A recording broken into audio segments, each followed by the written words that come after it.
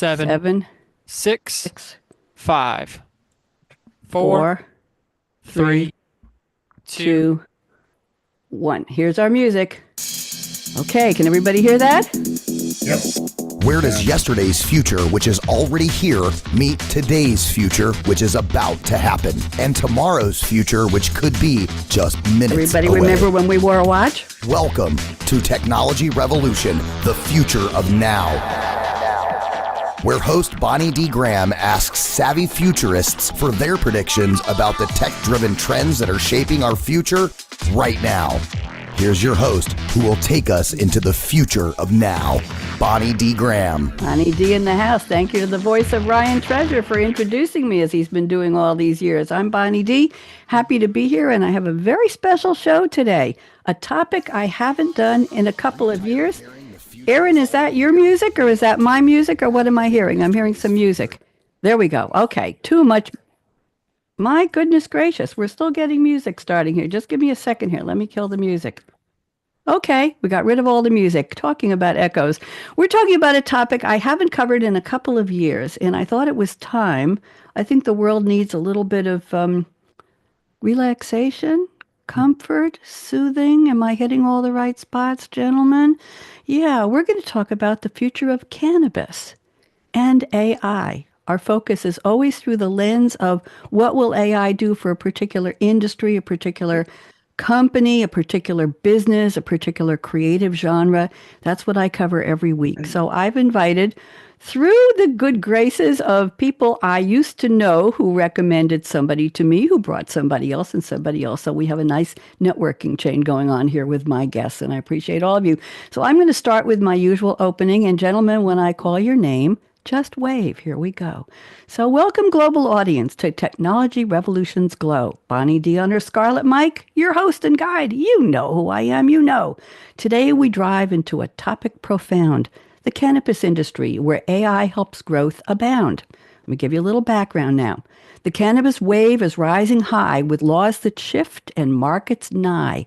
38 states now give the green for medical use once unforeseen.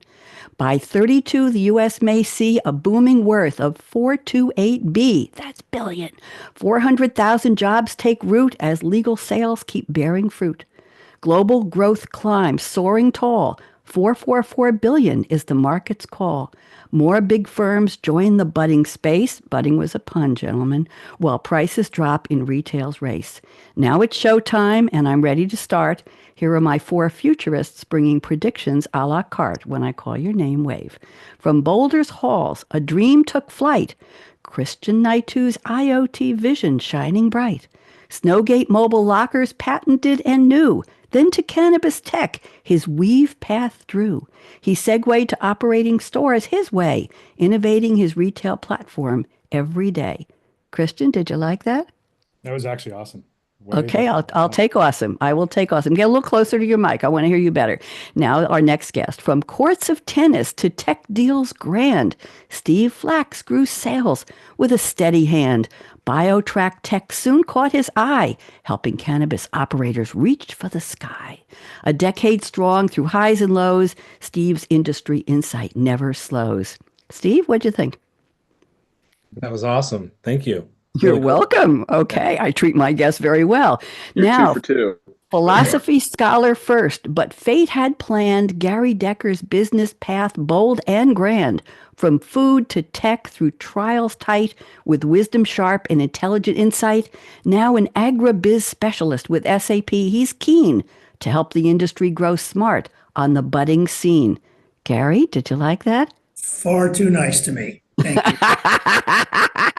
And last, but of course not least, banking first, but soon his passion led Lucas Gould, where cannabis and tech were wed. The checkout slow, the cash felt wrong, so Spender came to speed things along. A seamless way to pay and thrive. Lucas keeps the green scene alive. Lucas, how'd I do?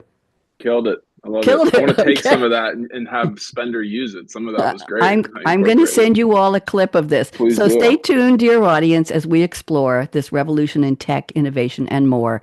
AI meets the cannabis industry with proponents strong-willed. With Bonnie D and her savvy futurists, the future is here to build. So what'd you think? Do I get a thumbs up? 2. Thumbs up. Okay, okay, good. I'm glad. I have help. I have a little friend named Sylvia Speed, and she's online, and I'll tell you about her true identity later on, but we collaborate.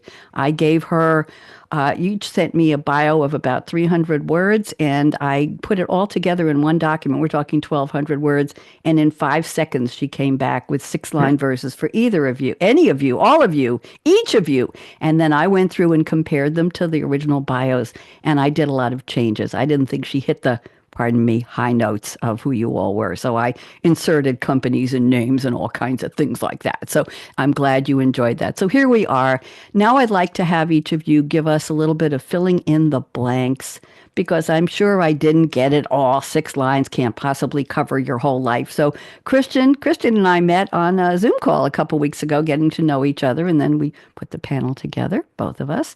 And Christian, I'm going to put you on speaker view. Would you please do me the honor of filling in a little bit more about you? Take about 2 minutes because we have a lot to cover.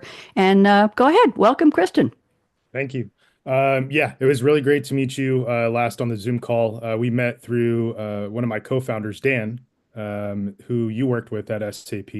And I actually met Dan about a year into my cannabis tech project, but I went to University of Colorado at Boulder.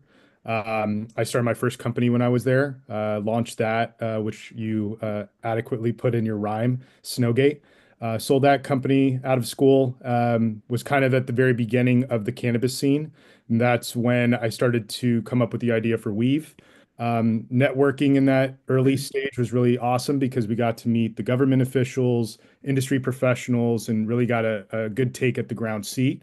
And then one day I was talking in a class at CU Boulder, and Dan's daughter happened to be in there, which, fate kind of put it in the right place. And we started connecting and talking, and he joined our group, and we started to build out a platform for the industry. So it's been pretty wild to say that I've been at the beginning of this thing, but it's been great to meet a lot of people, been in a lot of states, and now I landed back in California where I'm originally from. So I'm excited to see where the future of what I call like the second wave of the industry is heading. Lovely. And I have to tell you, Dan Mahold is the gentleman you're talking about, and a little bit of history here. Gary, I think you'll appreciate this. Dan Mahold used to be a VP in the mobility segment of SAP years ago, and he and 2 of his colleagues were my first guests. This show used to be Coffee Break with Game Changers. It was my very first show for SAP in 2011. And Dan showed up for the show, and the 2 colleagues who were also mobility specialists were in Europe somewhere. One of them, I think, was skiing. They accepted the invitation, but they forgot the time change, the difference in the calendar. They didn't, Gary, they didn't show up. So the way I tell the story, and Christian, you can ask Dan, is we're 30 seconds before live, my first show for SAP, 1 hour live, and Dan is the only one on the phone line with me. And I think, and this was before me too, so nobody get upset. Steve, I don't want you to get upset. Steve looks like he's going to be very, very upset here. Before me too, and I said, Dan, honey, follow my lead. We're talking mobility for an hour. And I think he said, Bonnie, dear, I won't say anything else. I'm here for you. And we did the show. I never went back and listened to it. But the second week, all the guests showed up. And the third week, the guests showed up. And it was good after that. So Dan made history with me. And he was going to be on today. And he said, talk to Christian. So that's why you're here. Christian, thank you so much. And let's move around the table. Steve, welcome. Love to have you give us a little more about you. I'm putting you on speaker view. Go ahead. Yeah, thank you for having me. Christian actually reached out and invited me to join. Kind of met him a few years ago at a trade show in one of the after parties, and just been in touch and talk about different things industry. And so I appreciate him, extending the offer to hop in. It's just been about 10 years since I've been in the space.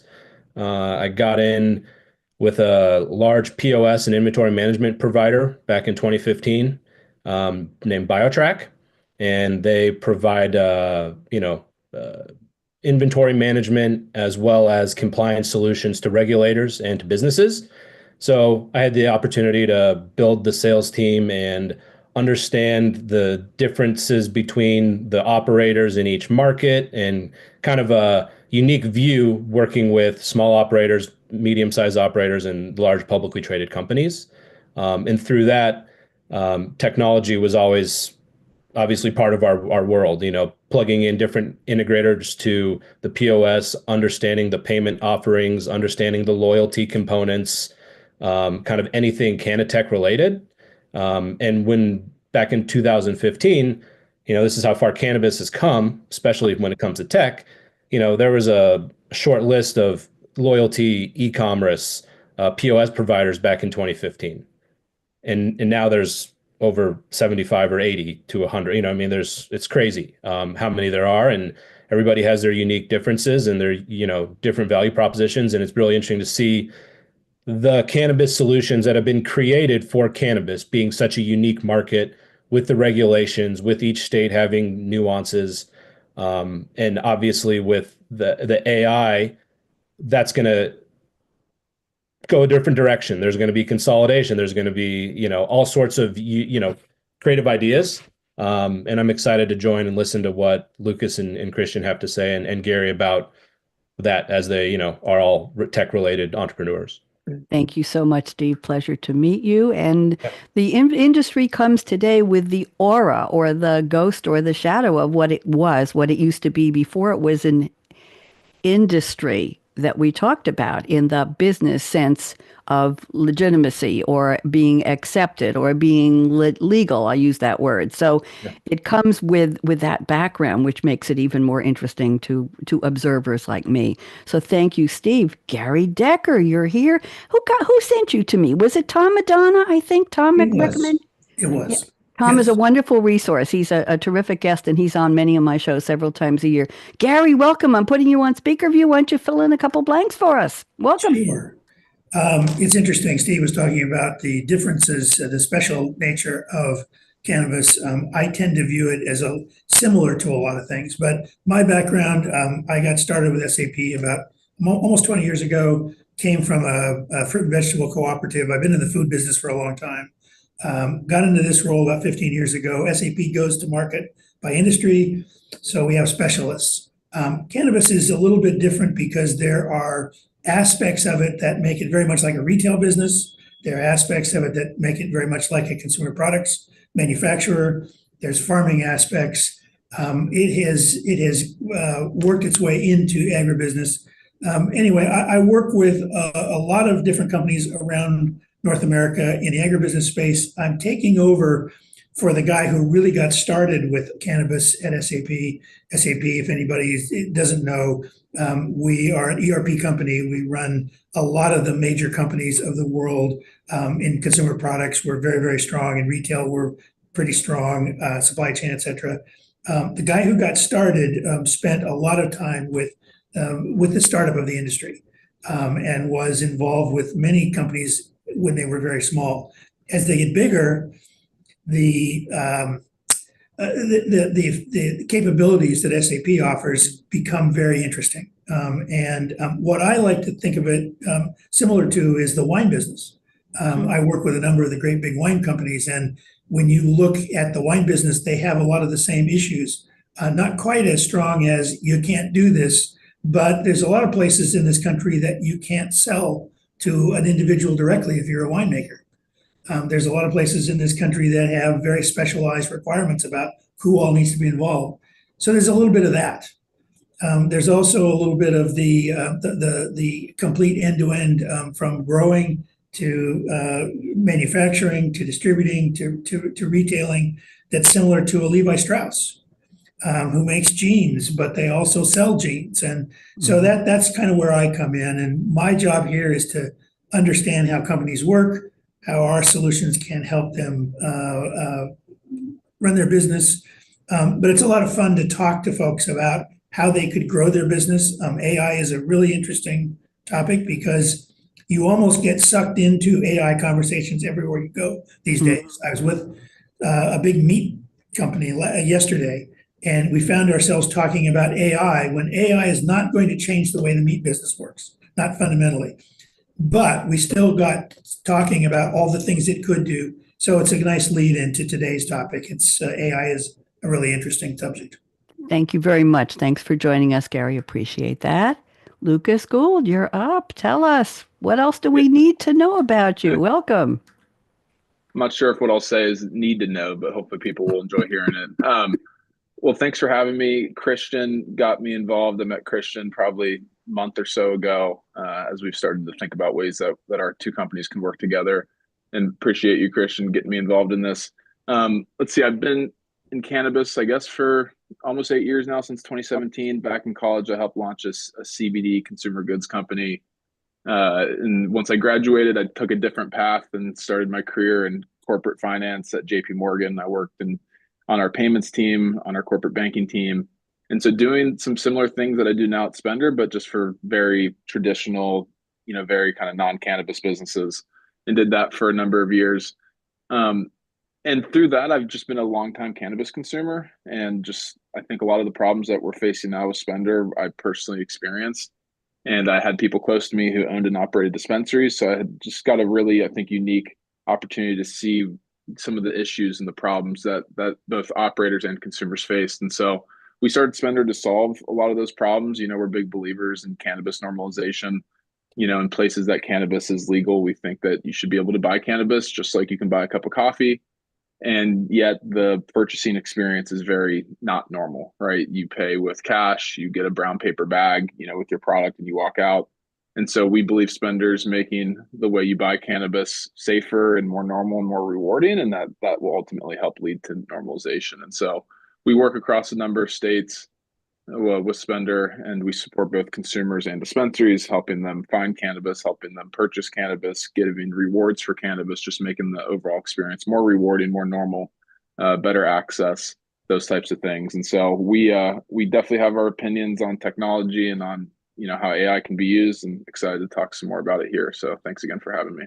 Thank you. Pleasure. Very interesting cadre. Wouldn't you say, Gary? Very interesting group. Gary's meeting people. I don't know if he would ever have met the other three gentlemen if it weren't here. And Christian, you probably, well, who do you know on the panel, Christian? You know Steve, right? Steve, and I know Lucas. Yep. And you know Lucas. Okay. So I love it when panels come together with networking through different sources. So thank you very much. So now it's time for me to go into the quote section of the show. And I've asked each of you to send me a quote from a fictional character in a movie or a TV show or a song lyric. And you're going to explain to us in your own words briefly, because I want to get to the predictions, briefly, what it means to our topic, why you picked the quote. So Christian has picked a quote from Agent K, letter K, a.k.a. K-A-Y, played by the indubitable Tommy Lee Jones. Boy, he's been around a long time. Men in Black, 1997 sci-fi action comedy film. That is so many genres strung together, Christian. Do you realize that? Sci-fi, action, and comedy? That must have been a good one.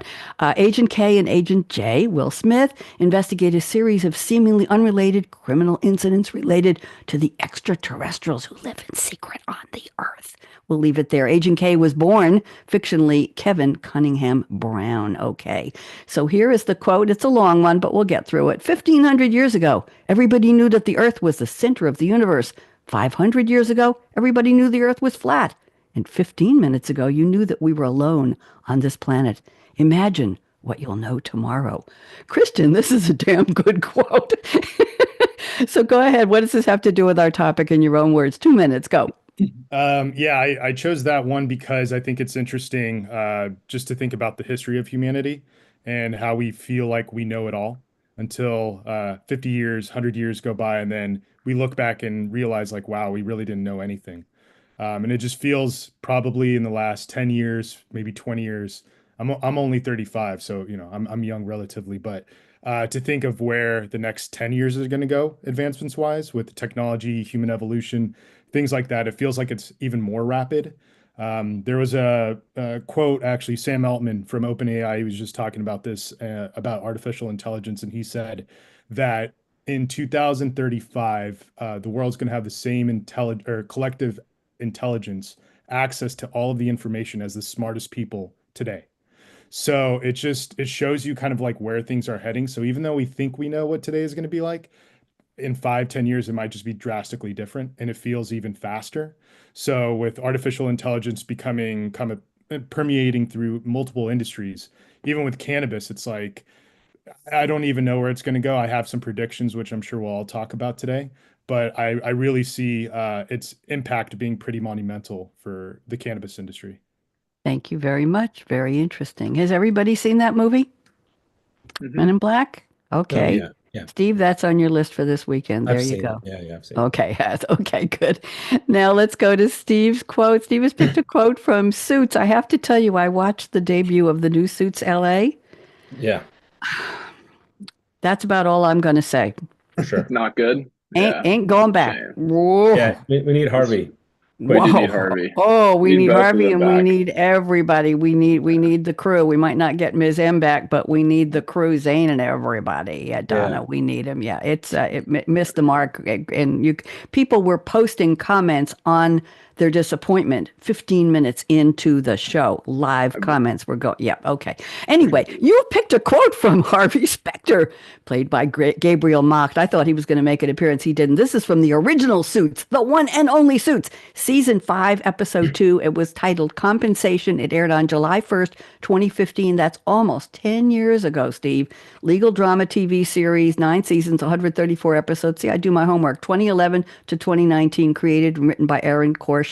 Aaron, shame on you. Universal Content Productions, blah, blah, blah. Set in a fictional New York City corporate law firm, Mike Ross, played by just the wonderful Patrick J. Adams, a college dropout with an eidetic of photographic memory, works an associate for a successful and charismatic attorney, Harvey Specter. We'll leave it at that. And here is the quote you picked. It's going to happen because I'm going to make it happen. Oh, Steve, where'd you find this one? Go ahead. How timely. I just, I think that with all the tools that are out there and all the advancements in AI, anything's possible. And if you literally wanted to come up with an idea, there's tools today where you could probably spin up some code, spit out a prototype, and actually do it. And I'd say that I have a almost 6-year-old son. And in 10 years, I don't even know what he's going to be doing in his free time that's going to blow my mind, as relates to the advancements in technology. In terms of cannabis, when cannabis became a thing, and when I say thing, I mean, a thriving industry and not thrive. I don't even know what I'm trying to say here. The technology early on didn't allow itself to. People just create everything on the fly, and people like Christian and Lucas had these visions of, I need to solve this problem. I'm going to make it happen. Christian wanted to do this. He made it happen. And I think cannabis is as advanced as people might think. It's still in its early stages, and there's a lot of opportunity to leverage the tools out there. And, someday I want to say, I made it happen. Came up with an idea and made it happen. So I think that weaves in nicely to the conversation today. And he even got the name Weave in there, Christian. What do you think of that? Your buddy there. There you go. Very well done, Steve. Thank you. It's an interesting quote, and it's almost a mantra for any entrepreneur, isn't it? Yeah. I'm going to make it happen. Hey, we're up to Gary's quote. Gary's picked a quote from, oh my goodness, we're going back in time before any of us, I can safely say, were born. 1939 American Gothic mystery film, The Hound of the Baskervilles. And the lead character was Sherlock Holmes, played by an actor nobody will remember, but we do remember him because he made history, Basil Rathbone. The film is based on the 1902 Sherlock Holmes novel by Sir Arthur Conan Doyle. It stars Basil Rathbone as Sherlock and Nigel Bruce as Dr. John Watson. It was the first of 14 Sherlock Holmes films produced between 1939 and 46, starring both of them. It's the most known cinematic adaptation of the novel, blah, blah, blah. And here we go. Here's the quote. Now is the dramatic moment of fate, Watson, when you hear a step upon the stair which is walking into your life, and you know not whether for good or ill. Oh, Gary. No gloom here, dear. Go ahead, Gary. What does this mean for us? Go. I like this because I think both AI and cannabis run the complete gamut between the greatest thing that ever happened and the most horrible thing that could ever happen. Cannabis has a long history. It's coming into acceptance, but look at all the things that we have found that it does. So it's really run that gamut from, oh my God, it's the conduit to drug use and complete dissolution to we're just starting to explore all the wonderful things. AI is very much the same thing. You get people who say it's going to change everything for the better, and you get people who say it can destroy society. So I thought this was particularly appropriate in terms of trying to figure out and make the good happen. Not that the evil is going to happen, but there's definitely that complete range of all the way from very good to very bad that both of these might just turn out to be. Thank you very much. Very, very interesting. I appreciate your going back in time. I get a lot of quotes, Gary, from Wizard of Oz, from Gone with the Wind. People just love going back to the classics. And this was the classic start of something big. Thank you so much. Lucas, we're up to you, and we're going to move it forward a little more, almost as timely, actually a couple of years before the original Suits. The quote is from President Josiah Jed Bartlett. Everybody knows, played by Martin Sheen, West Wing, NBC political TV series, 1999 to 2006. And this quote had a thread throughout the series. It was first spoken in the pilot, which aired on September 22nd, 1999. President Bartlett asks Mrs. Laddingham, the late, wonderful, lovely Catherine Jewston played his secretary. And the quote was, he said to her, "Mrs. Laddingham, what's next?" What's next became the president's signature phrase on the West Wing. So your quote, Lucas, is what's next? I love it. Lucas, the 2-word quotes sometimes are the biggest, shortest quote. The biggest ones. Okay, go ahead. Yeah. Tell us what this what this means for you. Well, one, it's a great show. So anybody who hasn't seen it definitely needs to watch it. I think there's many reasons I chose it. I think one, it's like a mantra that I live by, I think, in my own job every day. And I think it's really pertinent to being in the cannabis business and frankly, in probably the AI business as well. There's so many changes. There's so many challenges. Things are,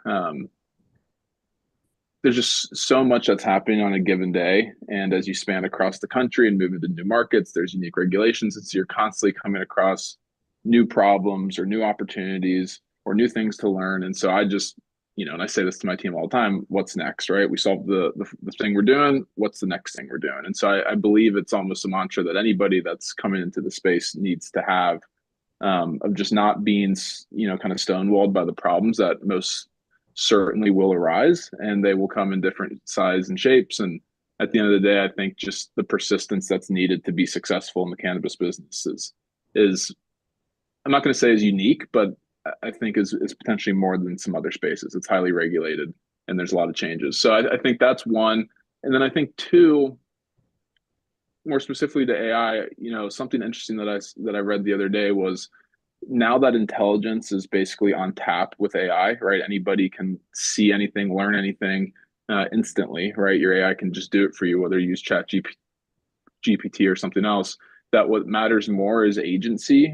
And how I think of agency is the ability to actually go do something with all that intelligence, right? So we all now can be super smart with the use of AI, but what will we actually do with it? And so this concept of what's next is, again, using that intelligence to figure out what the next thing is, the next problem to solve, the next opportunity to find, and just always moving forward. And that's how I try to live my life. That's how I try to, have our company and our employees, how we operate on a daily basis. It's just like always moving on to the next thing, always trying to get better, never being complacent. And I think AI helps you do that now that you have all this intelligence that's just right there at your fingertips.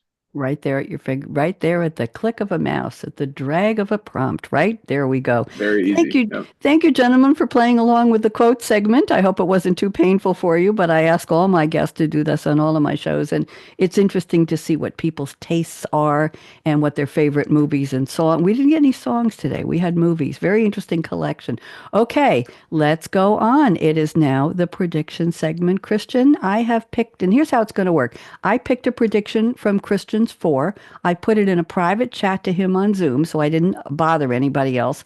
I'm going to read it. It's short, and Christian will unpack it. When he's done, after about 3 minutes, if Gary or Lucas or Steve, if you have anything to say, no doom and gloom, but anything to add, any comments that would be interesting, take a minute, wiggle one of your nice fingers at me. I don't respond to the middle finger. Sorry, guys. But any of your, Gary got my, Gary, it's a low budget show and I'm the warm-up comedian, and I'm glad you got it.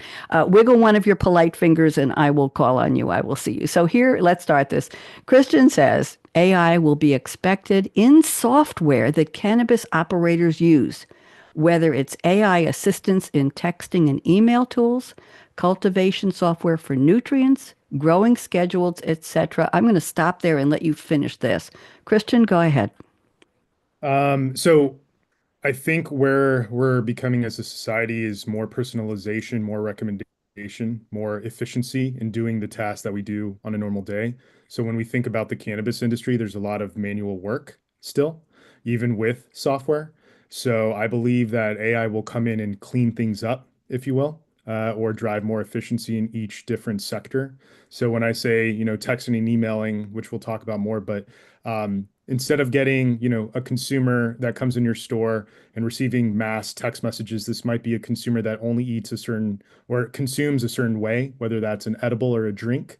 So, the AI systems might be able to come in through the data and pinpoint actual marketing that's more effective to the customer, more personal recommended products, which will help the experience. So I see it working there. In cultivation today, there's a lot of guesswork that has to go into growing this plant. It's not, even though we joke it's a weed, it'll grow itself. There's a lot of stuff that go into it. And so the environmentals, the schedules of the nutrients, the lightings, all of that factors into the final product. And these things take 8 weeks, 9 weeks to grow. So if you mess things up along the way, you won't know until the very end.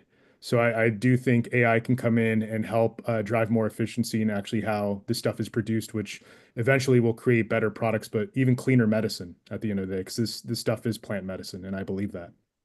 Thank you. Very interesting. Anybody have any? Gary, I see that finger. Go ahead, Gary. Talk to us. That's very much like some of my predictions, but I think that's absolutely true, especially on the agribusiness side. I think AI will help string things together. We're already seeing companies looking into weather models and specialized yield models that try to track all these things. It's a complex problem, but AI definitely will help put things together to help growers.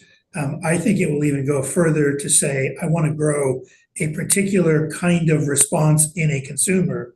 So how do I want to grow this particular strain of cannabis to get to those people who want a really dreamy kind of experience versus a really intense creative kind of experience versus whatever. So some really interesting stuff in terms of trying to put all that together and bring all the connections from everything from the end user's experience all the way back to how the grower is actually growing and what they have to do to make that bud do what it's supposed to do. Thank you. Interesting. Lucas or Steve, anything? I think Gary segued a little into Steve's prediction, but Lucas, go ahead. Gary, we'll get to it. Steve, Lucas, you're next. Go talk. Yeah, I had something. I think I had something similar just around how AI, I guess less on the plant touching side, and just because that's my lens is software, but really in the personalization, and I think less about a dispensary being able to target individual people, but like as a consumer being able to use AI to find the products that work best for me. Like I'm a big believer that the same product could impact all of us very differently, right? We could take the same dose, same delivery method, and it's going to impact us very differently. And so you're never going to have like a product, in my opinion, that will be dialed in specifically for, let's say, anxiety, reducement, right? But I think for a certain person, that product could do that. And then as you figure out the properties of that product, finding similar products that could do the same thing and using AI as a way to build essentially a profile on each person so that you as that individual knows, here's what I should be looking for this specific use case. And I don't think we have that in the masses yet. I think there is data. There are companies that are trying to do like this, it's like an AI bud tender thing where, you can recommend certain products to people based on what they want. But I think what's really hard is everybody's different, right? And so it's really not a one size fits all. And I think the personalization has to be at the individual level. And I think that can only happen with AI. So I'm excited to see what comes of that. And I think there's going to be a lot of opportunities for people. Thank you. I was going to say that's essentially what I think I had for a couple of my predictions is, what are the tech solutions out there that's going to encourage repeat purchasing, that's going to encourage, loyalty, and it's going to encourage them to talk really good about your dispensary and the experience that they have when they go there.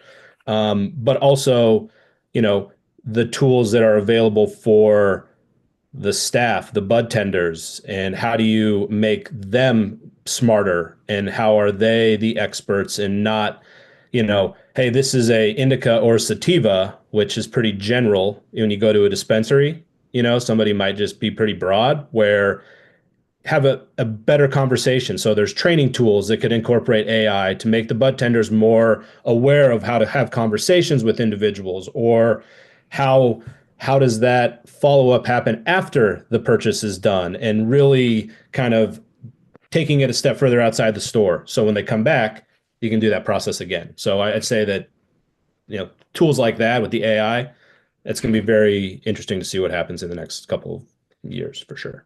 Thank you. And Steve, I'm going to go ahead and read the two predictions I picked for you just to formalize this, if that's okay with you, because I want to give you credit for how nicely you position them.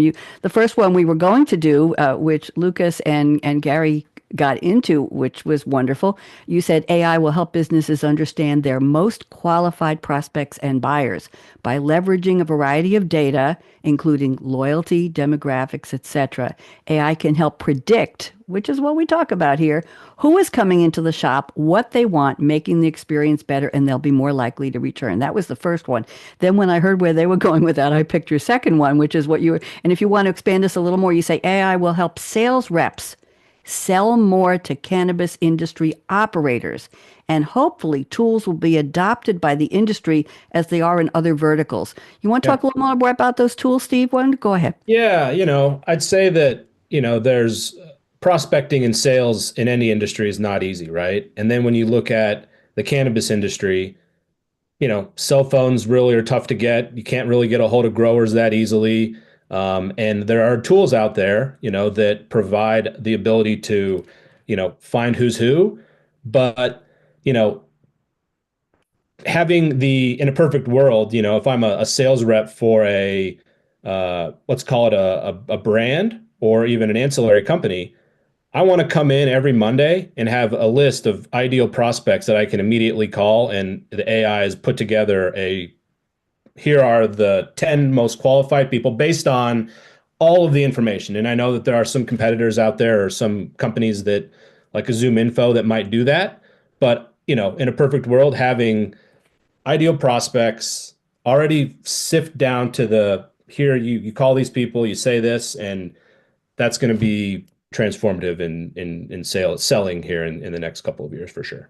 Thank you. Interesting. Anybody have any comments on that? Did that pique any comments? Okay, we're good. All right, Gary, I'm going to your prediction number 3. Gary says AI will allow the rapid growth and specialization of cannabis companies working together in a complex supply chain, i.e., meaning instead of one does-it-all company, I'm using my air quotes, separate growers, processors of various kinds, branding and packaging, distributors, etc. Interesting. Gary, why don't you unpack this for us? I'm intrigued. So because of the folks that I work with, scale is always a question. And sometimes it's hard to understand the scale of what goes on. But we're talking about multi-billion-dollar industries. We're talking about not just a grower, but thousands of growers, if not tens of thousands of growers. What AI can do that I think is going to be important is take a lot of the administrative work, a lot of the day-to-day stuff, and let everybody do a little bit more with what they have. So instead of, I have 100 entries to post in the general ledger, I have maybe 1 or 2 I need to work at. So it lets me do more. That it also helps people train quicker and understand what systems do and understand what needs to be done. So all this kind of goes together to say it's going to be easier for companies to actually grow and become larger and larger. But with that growth, inevitably, in my opinion, comes specialization, because not everybody's not good at everything. So companies that grow large tend to grow because they're very good at something. They're, as I said, either the growing part, the processing part, the distribution part, And it can also leverage, or companies will leverage other companies that do that already. But AI can help bridge the gap between those companies and make a very tight supply chain from one end to the other to allow the industry to work as if it were still small, but work at great scale. Interesting. Gentlemen, I'd love to get some comments around the table. Christian, what do you think? It's interesting because I don't think we've talked about the regulatory environment that we all, have to play with. So I guess what's unique about my career in cannabis is not only have I been a technology provider, I've actually been an operator. So I've lived the retail, distribution, manufacturing world with licenses that I operated in California. And here's what I've learned about being an operator. It's hard to build Pepsi as a company when you have to build Pepsi in each state that you want to be a part of. You can't build a national version of this. Because of the regulatory environment, every state has different rules. Some states have a three-tiered distribution model, like California, where growers have to go to a distributor to then get to a retailer. But in places like Colorado, that doesn't exist. A grower can send their product and test their product directly and send it to a retailer. So it forces the businesses to adapt to the regulatory environment. The question and the prediction is, when there's federal legalization, what does this all look like? Is it cost effective to be growing in an indoor facility in New Jersey where real estate is extremely expensive? Water and electricity might be more expensive than, say, a Nebraska or somewhere else, and those are conversations I have with a lot of operators, because I think what's going to happen when federal legalization does come is it's going to break down these vertical companies, and it's going to make them kind of like Gary talked about, like specialized. So we're going to see a massive consolidation across the board. I mean, right now, unfortunately, California is experiencing a huge decline in the market. I think the state just released their tax report the other day, and they were budgeting $650 million from taxes to come into the state of California. It's more looking like 450 million.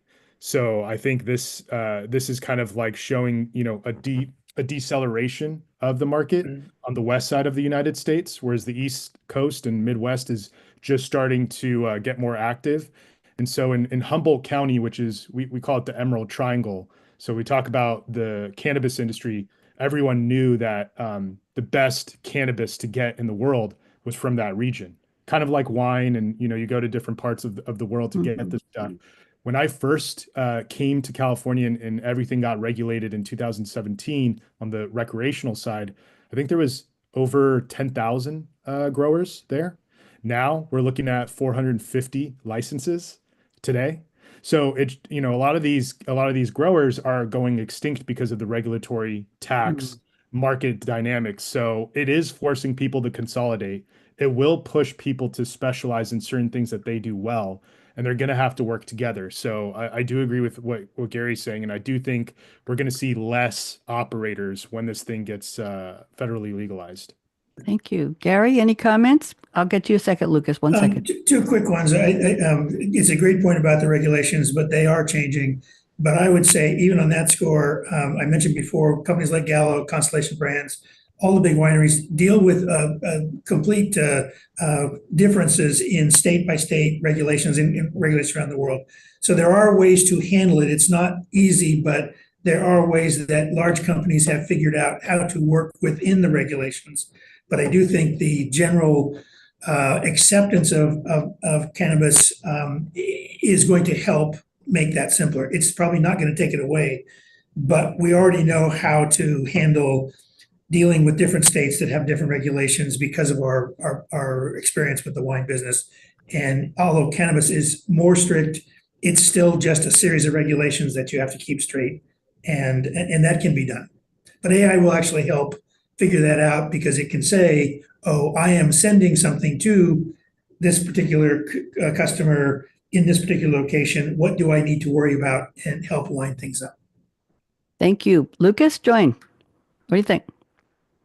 Yeah, so I think similar to Christian, like I do think, as once they allow interstate commerce, I think that's what will be really interesting, right? Once I can mass produce and have a mass cultivation site in let's say Michigan, and sell the raw material flower all across the country.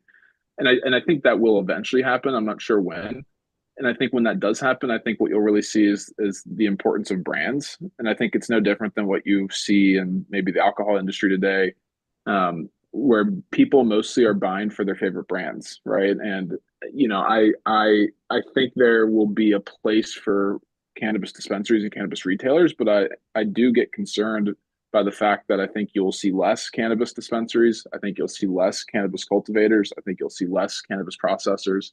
And I think instead is you'll see brands that do contract manufacturing deals in the various states where they need it, and be able to get that brand out there. And you're already seeing that, right? You're seeing some hugely successful companies that have sold for hundreds of millions of dollars that haven't owned a single license, right? Mm. Wana Gummies is a great example of a company that didn't own a single license, and all they had was a brand and a formula, and they were able to go into each market, quickly spin up with really low regulatory cost and barrier, and get their product into the market. And they sold for, I think, $545 million.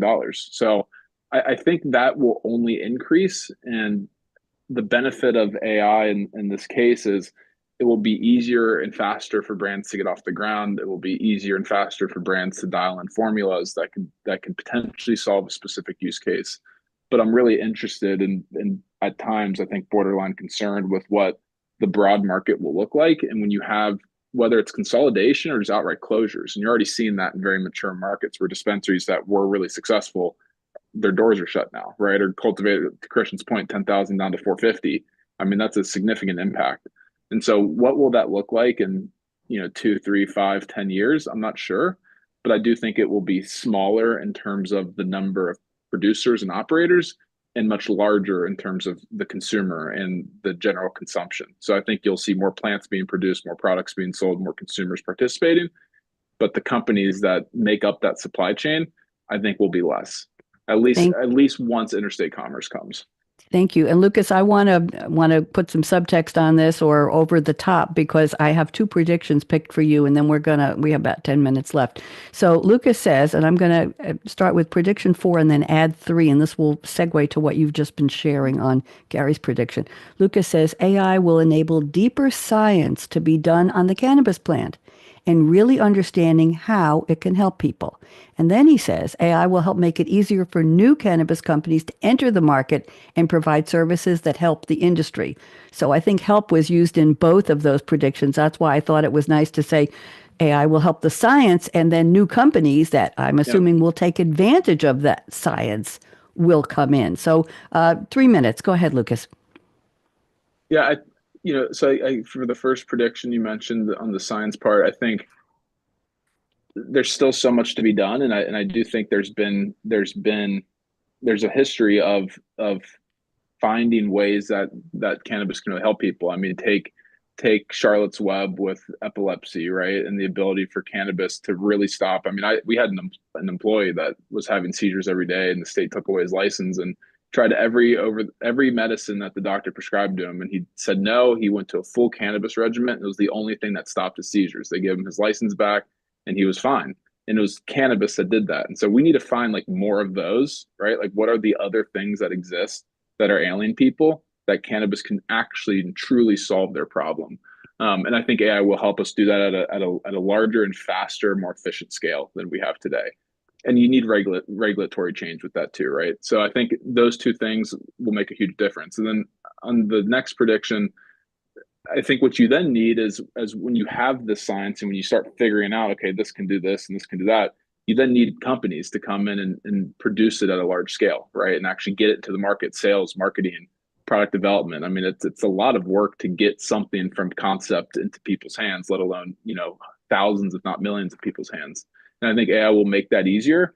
And what's interesting with the panel here, I mean, whether it's what Christian's doing, inside the dispensary, or what Steve's doing, on the sales and marketing front, like helping people actually reach their customer, to what Gary does. Like, I think there's so many ways for non-plant touching companies, right? Companies like ours to support the industry and help the people who are plant touching. And so I think that's where you'll see a lot of the new entry is not necessarily in the plant touching side, aside from new brands, but I think it's in the ancillary side, right? It's going to be better technology It's going to be better services, better packaging, better manufacturing equipment, different things that can really make a difference, not only for the end user, but for the companies that are producing those goods. So I do think we'll see an impact there on both fronts. And I think we need both for it to really be effective, right? We need the science to come out, but then we need the companies to go bring it to the market.